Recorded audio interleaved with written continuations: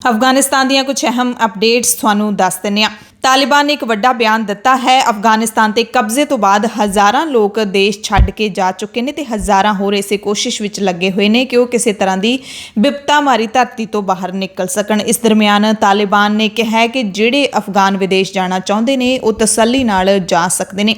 तालिबान के बुलारे अते सुहेल शाहीन ने विदेश जाने के इच्छुक अफगानां नूं अपील की है। ट्वीट करके कहा है कि जो अफगान विदेश जाना चाहुंदे ने वो कानूनी दस्तावेज़ जिवें पासपोर्ट ते वीज़े लैके देश तो वपारिक उड़ाणा शुरू होने तो बाद एक सन्मानित तरीके दे नाल जा सकते हैं। तालिबान ने कहा कि साडे कोल तकनीकी जानकार अते इंजीनियर मौजूद ने ते जिवें ही अमरीकी फौजां काबुल एयरपोर्ट चों बाहर निकलणगियां असीं एयरपोर्ट नूं अपने कब्जे विच लै लवांगे, कंट्रोल दे विच लै लवांगे।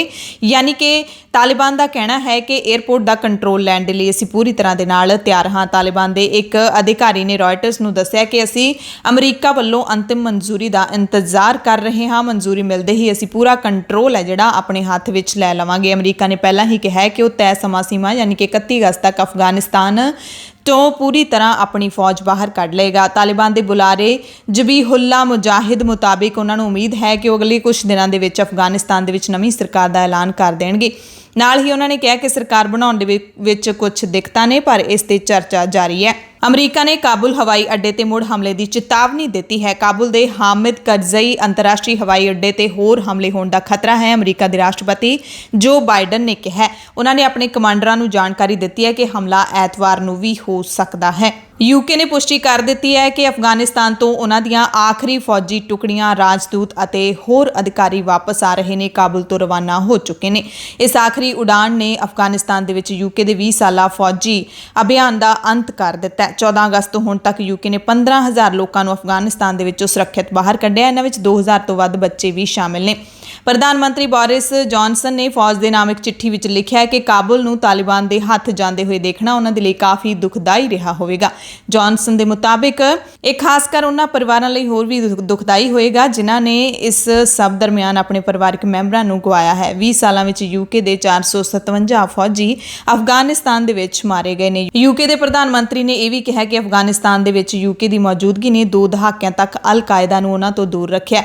अफगानिस्तान दे विच यूके के दूतावास ने अपने काम फिलहाल रोक दिते ने। सरकार ने कहा कि दूतावास हुण कतर विच मौजूद रहेगा। काबुल एयरपोर्ट ते होए हमले ते टिप्पणी करदियां अफगानिस्तान दे विच रूस के राजदूत दमित्री जरनोव ने कहा कि धमाका अमरीका की बजाय तालिबान के लिए चुनौती है। सीतास नूं दमित्री ने कहा कि इस लड़ाई का कोई हल नहीं निकलन जा रहा। जेकर काबुल हवाई अड्डे ते हमले के पिछे दाइश का हथ सी तां तालिबान के लिए यह चुनौती है। काबुल हवाई अड्डे ते जो हो रहा है उस लिए पूरी तरह तालिबान नूं जिम्मेदार नहीं ठहराया जा सकता।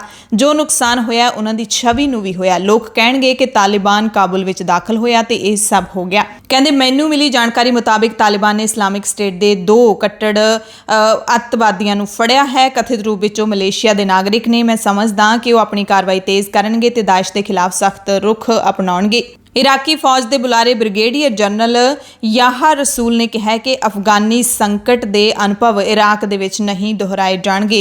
दरअसल अफगानिस्तान वांगू इराक चों भी 6,000 अमरीकी फौजियों की वापसी हो रही है। इराक के प्रधानमंत्री मुस्तफा अल कदीमी ने जुलाई दे विच इस बारे राष्ट्रपति जो बाइडन के नाल जिहड़ा हैगा एक तरीके दे नाल समझौता किया है कि 2021 के अखीर तक इराक विच अमरीका का फौजी जिहड़ा अभ्यास है वह खत्म हो जाएगा। जो बाइडन दे नाल ये सारा जिहड़ा समझौता होने तो बाद हुण अमरीकी फौजी वापस जा रहे हैं इराक तो।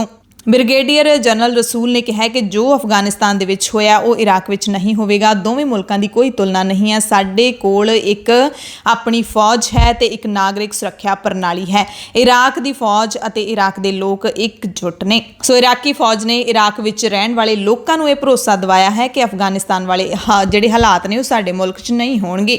भारत के कुछ नागरिक अते अफगानिस्तान के गुरुद्वारा करते परवान दे विच हाले भी सिख अते हिंदू उत्थे ही शरण लैके बैठे ने। हाले उन्हां दा किसी भी मुल्क दे विच जाना नसीब नहीं होया है। इस दरम्यान दिल्ली हवाई अड्डे तो अफगानिस्तान की संसद मैंबर रंगीना करगर नूं वापस भेज दिता गया है। उस तो बाद रंगीना ने कहा है कि वो मुड़ भारत नहीं आवेगी। इस्तानबुल दे विच हुण रंगीना पहुँच गई है। उत्थों करगर ने कहा है कि मैं अफगानिस्तान की एक चुनी हुई प्रतिनिधि हाँ ते मैनूं भारत तो बेहतर सलूक की उम्मीद सी।